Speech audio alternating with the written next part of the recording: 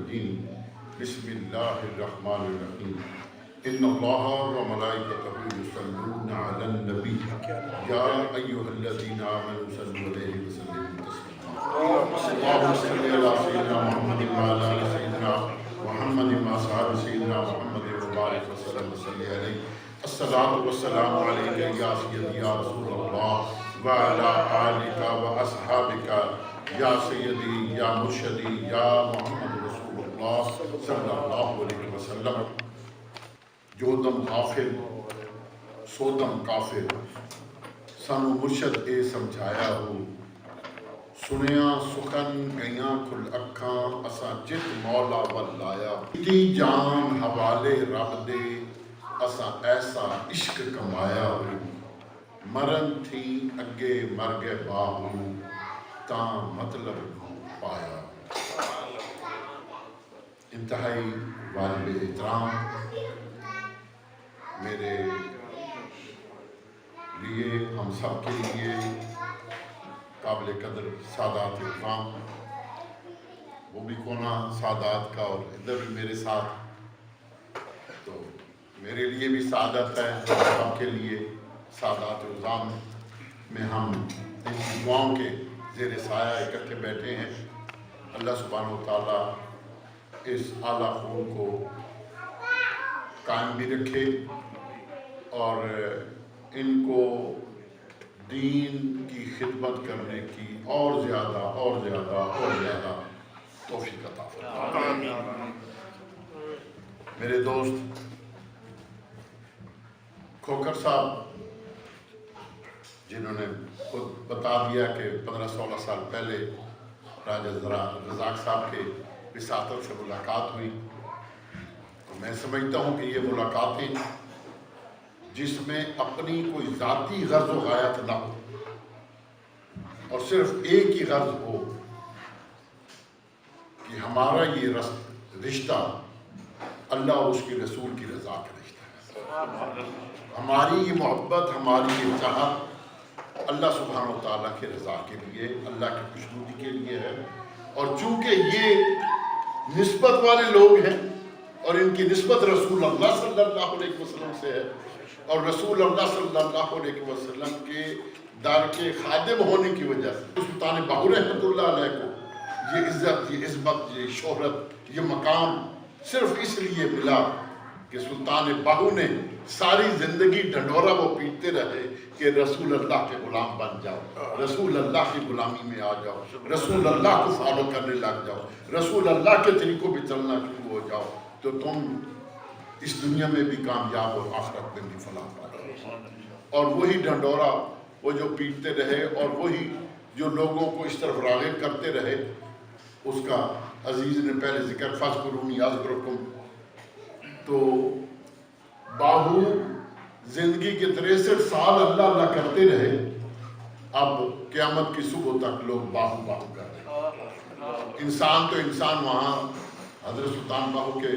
آستانے پہ جائیں تو وہاں خمرے ہیں، پرندے ہیں، وہ ہر وقت حق باہو حق باہو حق باہو کر رہے ہیں۔ تو پتہ یہ چلتا ہے کہ یہ اللہ کا جو فرمان کہ تو رب کا ذکر کر، تو میرا ذکر کر، میں تیرا ذکر کروں گا، اللہ پاک جس سے چاہے ذکر کر۔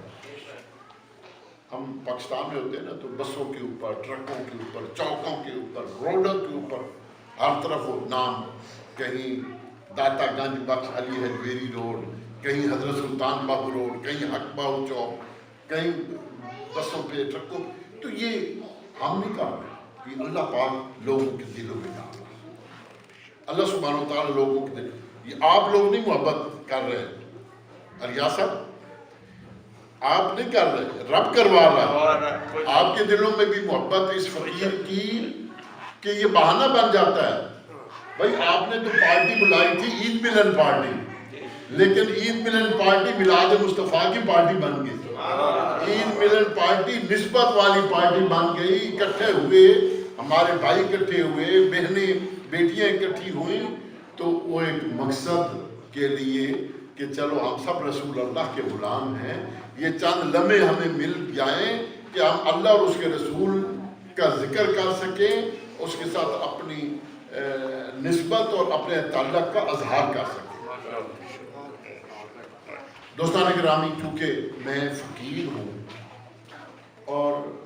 بات بھی فقیر کی ہی کروں گا۔ علماء کرام تو اپنی جگہ پہ وہ تو خدمت دین کرتے ہیں، لیکن فقیر کا ایک اپنا انداز۔ حضرت سلطان باہو رحمۃ اللہ علیہ فرماتے ہیں کہ اپنی کتاب میں لکھتے ہیں کہ انسان یوں تو کہتا ہے کہ اللہ سبحانہ و تعالیٰ ہر جگہ پہ موجود ہے، انسان یہ تسلیم کرتا ہے کہ تمہاری شاہ رگ سے بھی نزدیک ہے، یہ ہمارا ایمان ہے، یہ ہمارا عقیدہ ہے کہ اللہ پاک ہر جگہ پہ موجود ہے، ہر ایک کو دیکھ رہا ہے، ہم جس زبان سے بھی بات کرتے ہیں وہ سن بھی رہا ہے اور ہماری مدد بھی فرما ہے۔ جب ہمارا عقیدہ یہ ہے کہ اللہ تبارک و تعالیٰ ہر جگہ پہ موجود ہے، اللہ پاک ہر ایک کو واچ کر رہا ہے، ہر ایک کی سن رہا ہے، ہر ایک کو دیکھ رہا ہے، تو پھر کیا وجہ ہے کہ ہم لوگوں سے چھپ کر گناہ کر رہے ہیں، مخلوق خدا سے چھپ کر چوری کر رہے ہیں، برے اعمال کر رہے ہیں، بظاہر دروازہ بند کر کے گناہ کیے جا رہے ہیں، اور بھئی دروازہ بند کر کے چوری کرنے والے، دروازہ بند کر کے گناہ کرنے والے، تمہارا عقیدہ اور ایمان تو یہ ہے کہ اللہ پاک ہر جگہ پہ موجود ہے، تو تم کیا فرق لڑکی کے اوپر، کسی عورت کے اوپر بری نگاہ سے دیکھتے ہو؟ اگر تم اپنی ماں، بہن، بیٹی کی عزت کو محفوظ دیکھنا چاہتے ہو تو پھر اپنے آپ کو سمجھا لو، پھر تم اپنے آپ کو سمجھا لو کہ تمہاری نگاہ کسی کی طرف بری نہ جائے، تمہارا نیت، تمہارا ارادہ کسی کے لیے برا نہ ہو۔ اگر تم اپنے آپ کو سیو کرنا چاہتے ہو، اپنے خاندان کو سیو کرنا چاہتے ہو، تو پھر تم دوسروں کو بھی اسی طرح سمجھو کہ وہ کسی کے نہیں بلکہ وہ تمہاری ماں، بہن اور بیٹی۔ جب تم کسی کی ماں اور بہن اور بیٹی کی کو بری نظر سے دیکھنا بند کر دو گے تو تمہاری بھی اللہ تبارک و تعالیٰ حفاظت کرے۔ سلطان باہو رحمۃ اللہ علیہ فرماتے ہیں کہ اللہ سبحانہ و تعالیٰ کو تکبر بالکل پسند نہیں، تکبر، لیکن انسان جب اس کے پاس پاور ہوتی ہے، جب اختیار ہوتا ہے، جب مال ہوتا ہے، جب حسن ہوتا ہے، جب جوانی ہوتی ہے، جب رزق ہوتا ہے، تو پھر کیا ہوتا ہے؟ وہ انسان بڑا، جب اس کو کوئی عہدہ ملتا ہے، کرسی ملتی ہے، وزارت ملتی ہے، صدارت ملتی ہے، اس کی قلم میں پاور ہوتی ہے، اس کی کرسی میں پاور ہوتی ہے، تو پھر کیا ہوتا ہے؟ اس کی اکڑ دیکھنے والی، وہ پھر کہیں نیچے دیکھنے کے لیے تیار نہیں ہوتا۔ پھر وہی جو کل تک اس کے دوست تھے، جن کی محفلوں میں بیٹھتا تھا، آج ان کے پاس ان کو بیٹھنے کا ٹائم نہیں۔ اللہ سبحانہ و تعالیٰ کو عاجزی پسند ہے، انکساری پسند ہے، جھکنا پسند ہے۔ سرو کا درخت سیدھا، نہ وہ کسی کو پھل دیتا ہے، نہ گرمی اور سائے کی ضرورت پڑے تو نہ سایہ دیتا ہے،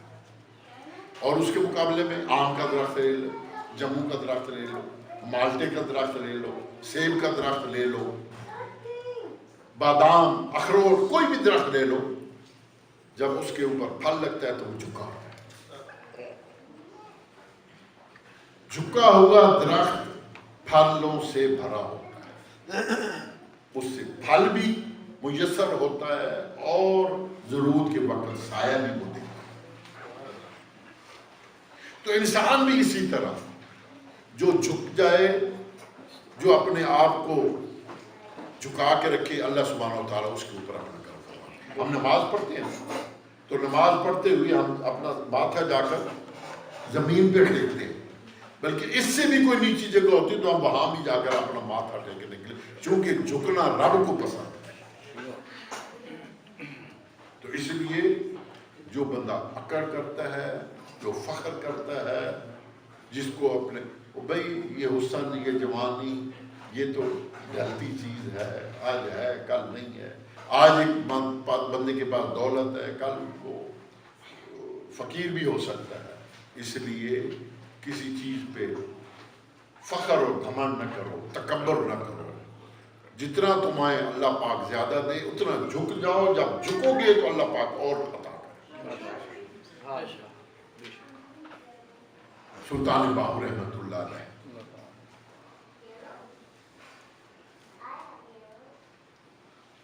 فرماتے ہیں کہ یہ چند ایک باتیں انسان اگر اس کا یہ ایمان اور عقیدہ ہو کہ اللہ پاک ہر جگہ تو موجود ہے، میں نے کسی کی عزت کی طرف بری نگاہ سے نہیں دیکھنا، میں نے اپنے آپ کو جھکا کے رکھنا ہے. اور چوتھی بات کہ میں نے کسی کا مال نہیں کھانا، کسی کے ساتھ ظلم اور زیادتی نہیں کرنی، کسی کے مال کو جھپٹا نہیں مارنا. بہت سارے لوگ ہمارے پاس آتے ہیں جی ہماری اولادیں وہ جی نافرمان ہو گئی ہیں، ہماری بات نہیں مانتے جی. ہم نے ان کو قرآن پڑھایا، ہم نے ان کو مسجد میں کئی سال تک بھیجتے رہے، انہوں نے قرآن پڑھا ہے، نماز سیکھی ہے، دعائیں سیکھی ہیں، لیکن پڑھتے نہیں. میں ان سے سوال کرتا ہوں کہ کیا کھانے کے اور رزق کے حلال اپنے لواحقین کو، اپنے اولادوں کو، اپنے اہل خانہ کو رزق حلال کھلانے کے مواقع یہاں ہمیں میسر ہوتے ہیں؟ ہمیں جو اللہ پاک رزق دیتا ہے جب ہم اس میں سے زکوٰۃ ادا کرتے ہیں تو ہمارے دل کو سکون ہوتا ہے کہ وہ اللہ کے دیے ہوئے میں سے اس کے مطابق ہم زکوٰۃ نکال رہے ہیں، صدقہ دے رہے ہیں، خیرات دے رہے ہیں، کسی کی مدد کر رہے ہیں، کسی کے سکول کے بچوں کو، یتیموں کی سرپرستی کر رہے ہیں. کچھ کسی کے پاس ہوگا تو وہ کچھ کرے گا. اور یہاں والے جو ان ملکوں میں پہنچ گئے ہو،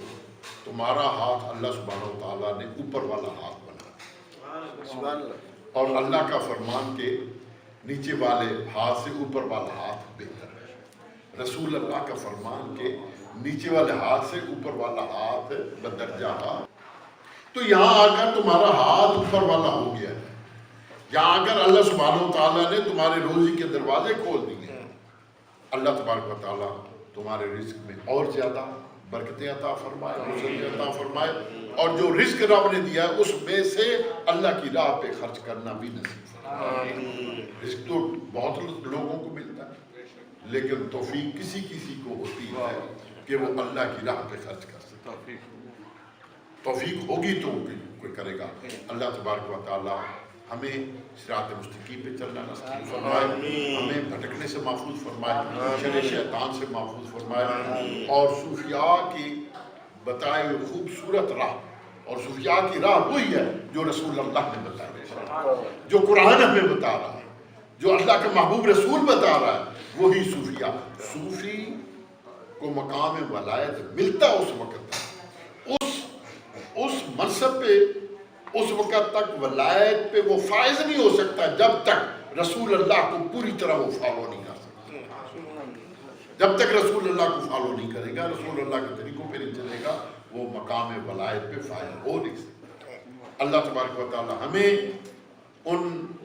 اعلیٰ ہستیوں کے نقش قدم پہ چلنا نصیب فرمائے. اللہ تبارک و تعالی ہمیں بھٹکنے سے محفوظ فرمائے. اور جو عزیز نے